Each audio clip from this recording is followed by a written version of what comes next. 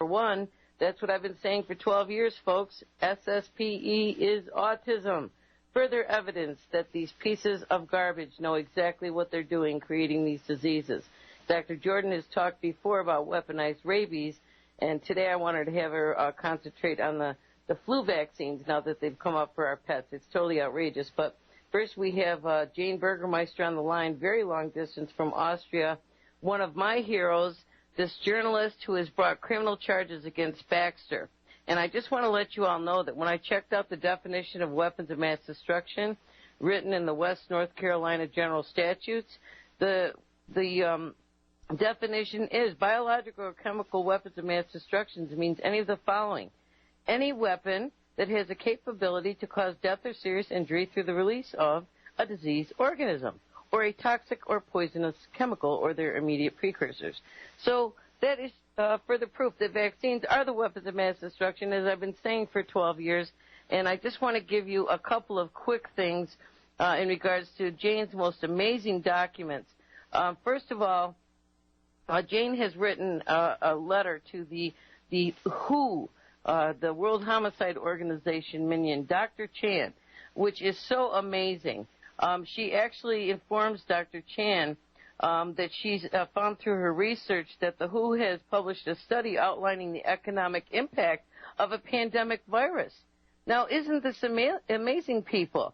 And Jane is charging these minions, and there's a whole line in the defendant's box, the biggest defendant's box in history, that they are racketeering influence crime organizations, and they have been annexed by criminal elements who are actually helping to further a criminal agenda of committing mass murder with a motive of robbery using covert bioweapons programs. That's a mouthful, folks, but that's what this woman has done. Any surprise she lost her job this week?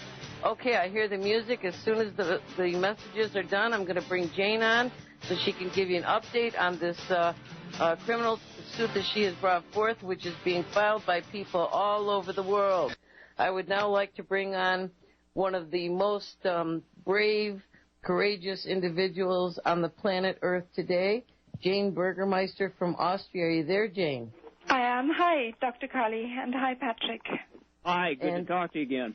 And we have Dr. Jordan on the line, too. But before we get into discussing your information, the first thing I want to do is stop a rumor that's going around, apparently that was started by Dr. True Ott. I got a call from him about a week and a half ago that you were in hiding after Michael Jackson died because Michael Jackson was murdered because he was going to help you in your efforts with this lawsuit. Were you working with Michael Jackson, Jane? Absolutely not. Completely false.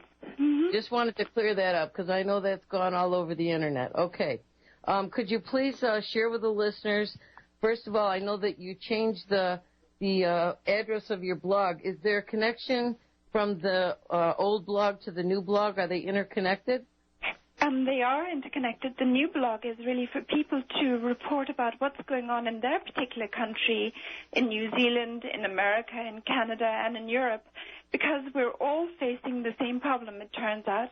Patrick's been outlining who has been working on the science and technology of turning these vaccines into bioweapons, and at the same time, parallel, who has been putting in place the legislative blocks to more or less force everybody in the world to take this vaccination. All 194 countries that are signatories to whose constitution will be forced to take the vaccination if WHO mandates it. And it looks as though WHO is going to mandate it this Monday. The writing's certainly on the wall on that one, and I want you to get into that. But first, please make sure you give out the addresses of these blogs. And let me also say, people, that there are people all over the globe. I got a call from a man by the name of Peter in Scotland that's filed Jane's documents in his country. I know many people here in the United States are also filing them. So please give out both blogs very slowly, Jane, so the listeners can write this down. Right. Well, the blog that's up and running is birdflu666.wordpress.com. And that's WordPress. Let me just spell it out because it's hard for people to sometimes write fast enough. Bird flu, and flu is FLU, 666.word, WORD, press, PRESS.com. Okay, next. And the new blog is going to be the Who Flu 666.wordpress.com. I love that, the Who Flu. And that's what everybody has to start calling it. As a matter of fact, I did a show a few weeks ago, and one of my listeners called in and used that phrase. I just love that. Okay, Jane, so please tell us, first of all, how does it work out that the WHO became the ruler of the world in health matters? How did that happen? Well, that's kind of a mystery I'm trying to unravel, but there's all these sort of little clauses embedded in legislation which allows them, in the event of a pandemic that they themselves declare, to assume control of the health infrastructure of countries and the security infrastructure of countries. And they more or less take over the whole decision-making process in the event of a pandemic emergency. And it seems every single country has these little clauses in their pandemic plans that hands over power to WHO. In Europe and, of course, in the USA and Canada. So, I mean, how this happened, I have no idea.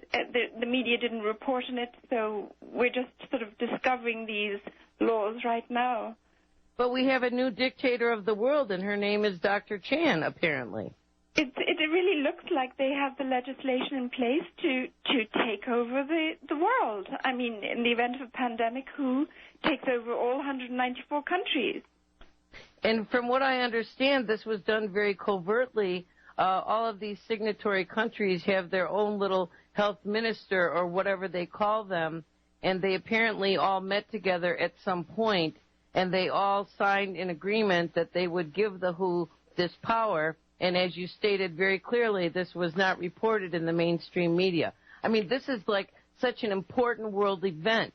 You know, it's unbelievable, especially as you say, that they have the power to declare a pandemic. They have a power to force mass inoculation with a pandemic virus all over the globe. And nobody heard about this. It's truly amazing.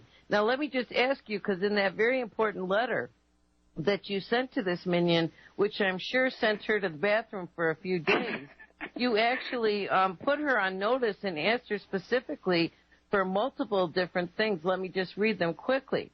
The study she has done on the swine flu vaccine she intends to inoculate the U.S. population with, information as to the genetic sequence of the swine flu strain detected by WHO in victims in the outbreaks in Mexico and America so far, information as to which companies who have contracted to provide the vaccine.